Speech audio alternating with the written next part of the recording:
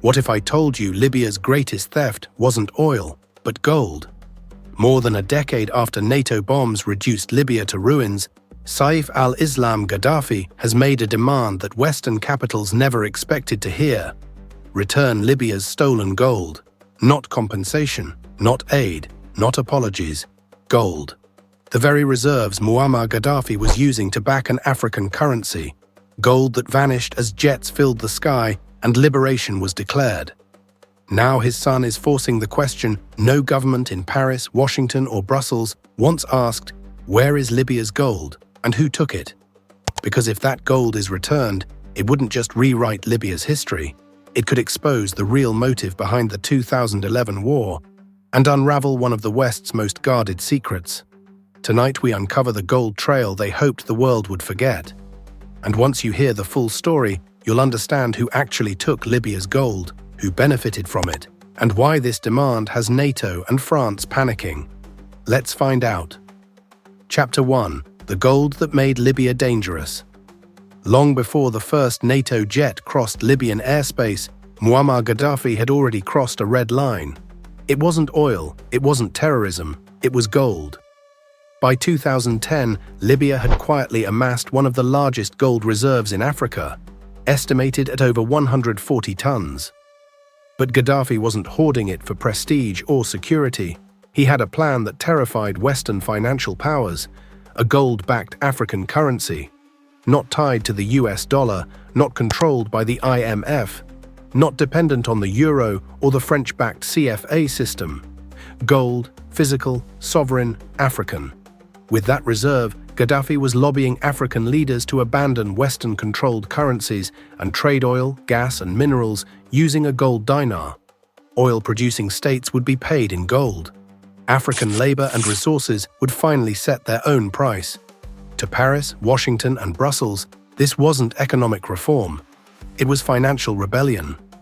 France stood to lose control over the CFA franc system that still tied 14 African nations to French reserves. The dollar's dominance in global energy trade faced a direct challenge.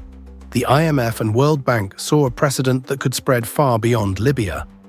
And then something strange happened. Just months after discussions around the gold dinar intensified, Libya was declared a humanitarian emergency. Suddenly, the same country praised for high living standards became a threat to its own people. Suddenly, regime change gained moral urgency. Suddenly, NATO moved fast, very fast, and while the world watched the bombs, something else disappeared. Libya's gold, not destroyed, not accounted for, not recovered, just gone. And today, Saif al-Islam Gaddafi is reopening that file, forcing the world to answer a question it successfully buried in 2011. If the war was about saving civilians, why did Libya's gold vanish the moment the regime fell? And more importantly, who had the power, access, and motive to take it? Before we dive deeper, like this video, subscribe and personalize the bell icon so you don't miss what this channel is about to uncover. Chapter 2. The night the gold disappeared. Officially, Libya's gold never disappeared.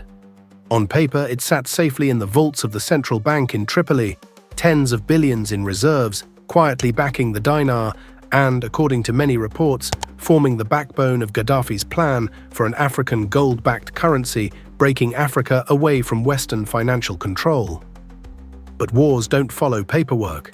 As NATO jets roared overhead in 2011 and foreign media framed the chaos as liberation, something else was happening far from the cameras. Away from the explosions, away from the front lines, convoys began moving at night. When the bombs started falling, Libya's central banking system collapsed overnight. Vaults were abandoned, records went dark, and amid the chaos something extraordinary happened. The gold stopped being mentioned, no official NATO report accounted for it. No clear transfer to a successor Libyan government ever appeared. No UN audit resolved its fate. Instead, the narrative shifted, fast. Western media focused on humanitarian intervention, on protecting civilians, on democracy, but never on what was quietly moved while the world was watching explosions instead of balance sheets. Multiple African and Middle Eastern officials later confirmed the same thing privately. The gold was removed during the opening phase of the war, before militias controlled Tripoli, before institutions collapsed, before anyone was officially in charge. That timing matters, because to access and extract sovereign gold during active conflict, three things are required: military access, air superiority, institutional cover. In 2011, only one alliance had all three, and suddenly flights left Libya that were never publicly logged. Assets were temporarily secured, and NATO forces declared the mission complete, but Libya never got its gold back.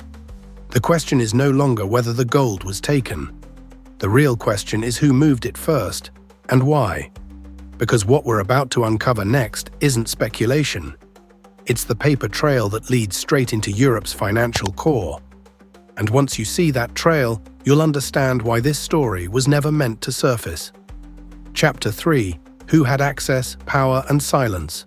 Gold does not disappear by accident. Especially not state gold, guarded, recorded, tracked, and watched. For Libya's gold to vanish, three things were required: access, power, and absolute silence. And very few actors on Earth possessed all three. When Tripoli fell into chaos in 2011, Libya's central institutions collapsed almost overnight.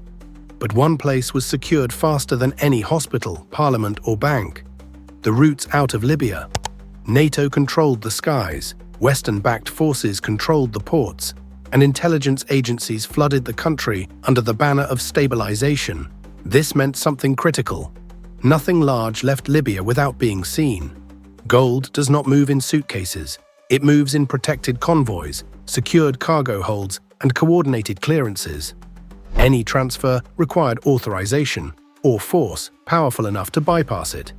And only one coalition had that reach. Western governments insist they never touched Libya's reserves. They say the gold vanished amid chaos. But chaos doesn't erase flight logs. Chaos doesn't override customs records. Chaos doesn't silence every official involved, unless someone orders that silence. Libyan banking officials who once handled reserve documentation were removed, disappeared, or forced into exile. Records went missing. Audits were never completed, and international inquiries quietly stalled. Why? Because asking too loudly invites an uncomfortable reality that the same powers who claimed to be protecting Libya's assets were the only ones capable of moving them. France had motive, NATO had control, global finance had incentive, and silence. Silence was guaranteed by diplomatic immunity, classified operations, and media alignment. This wasn't a robbery carried out in the dark. It was a removal carried out in plain sight, protected by power. But here's the mistake they didn't anticipate. Saif al-Islam Gaddafi is not asking politely. By naming the gold, by naming the demand, he is reopening files that were never meant to breathe again.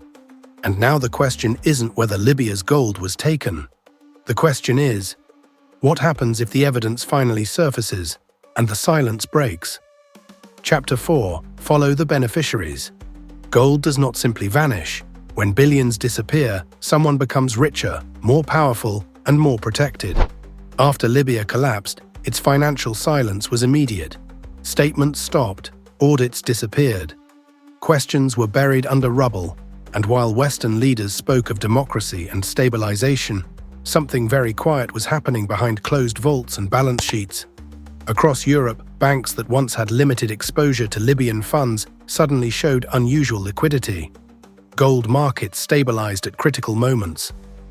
Currency pressures eased, not publicly explained, not officially connected, just conveniently timed. At the same time, Libya's frozen assets were being managed, not returned, not accounted for, but redistributed through legal fog. This is where the story turns uncomfortable. Because the gold wasn't stolen by chaos, it was absorbed by structure. Institutions that specialize in custody, reserves, and temporary safeguards. Governments that had the legal authority to seize assets during conflict. And allies who controlled the post-war financial narrative. No vault was broken into. No convoy was hijacked on camera. This was not a crime scene. It was a transfer. And transfers leave paperwork. Hidden in EU reports, IMF disclosures, and central bank opacity rules are gaps that grow wider the deeper you look. Amounts don't match, dates don't align, statements contradict themselves. Libya was told its gold was secured. But secured for whom? Because while Libya collapsed into militia rule and darkness, others gained financial breathing room at a critical global moment. And that raises the most dangerous question of all. If Libya's gold didn't disappear, and it wasn't destroyed, and it wasn't lost, then who is still sitting on it today? And why are they refusing to talk? Because the next chapter doesn't follow the gold anymore. It follows the silence. Chapter 5. Saif Gaddafi's demand changes everything. For more than a decade, Libya's stolen gold was treated as an untouchable subject. Too sensitive, too dangerous, too inconvenient. Until now, when Saif al-Islam Gaddafi publicly demanded the return of Libya's gold, it wasn't a symbolic statement, it was a direct challenge to the foundations of the 2011 war narrative. Because demanding the gold does something no speech, protest, or lawsuit ever could. It forces the world to revisit what was taken and why. This is no longer about Gaddafi's past, it's about evidence. Gold does not disappear by accident. Gold leaves a trail through vaults, shipping manifests, financial clearinghouses, and state-level approvals. For Saif, reclaiming the gold isn't only about money, it's about forcing accountability onto the global stage. If NATO and France agree to return it, they silently admit it was taken.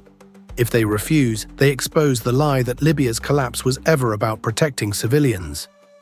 That's the trap Saif has set. And this is why Western responses have been deliberately vague. No flat denials, no clear explanations. Only silence, deflection, and carefully worded statements about complex post-conflict realities. Because answering a simple question far more than anyone is prepared for. Where is Libya's gold? Would unravel. And now something remarkable is happening inside Libya itself. Saif's demand has unified voices that rarely agree. Tribes, former officials, young Libyans who never lived under his father but understand one thing clearly. Libya was stripped, not saved. This demand has reframed the war, not as a humanitarian intervention, but as Africa's most expensive daylight robbery. And if Saif succeeds, if records surface, vaults are named, transfers exposed, this won't end with Libya. It will force a reckoning across Africa, across NATO, across Europe. Because once one country proves its wealth was stolen under the cover of liberation, every other intervention comes under suspicion. This is why the pressure is building, this is why the silence is growing louder. And this is why Saif Gaddafi's demand changes everything. Because the moment Libya's gold is acknowledged, the real story of the war can no longer be contained. If the gold comes back, the truth comes with it. If Libya's gold is returned, it won't just restore lost wealth, it will restore memory. Because gold doesn't disappear by accident, it moves through hands with power, through systems designed to leave no fingerprints, protected by silence that only empires can afford. If that gold comes back, the story of 2011 changes forever. The war stops being about humanitarian intervention and becomes what many always suspected: a calculated operation to stop an African economic rebellion before it began. That is why this demand matters, not just for Libya, but for Africa. Because if Libya proves its gold was stolen, then every African nation that lost resources under intervention, stabilization, or aid will start asking the same question: what was taken from us, and who is still holding it? Saif al-Islam Gaddafi's demand isn't a threat, it's a test of whether the truth can still surface, or whether silence will be defended at any cost. So now the question comes to you. If NATO and France have nothing to hide, why are they so afraid of this demand? Share your thoughts in the comments. Like this video so more people see it. Subscribe to Afro Culture Diary and turn on notifications, because the next chapter of this story about where the gold leads next is already unfolding. If the gold comes back, the truth comes with it.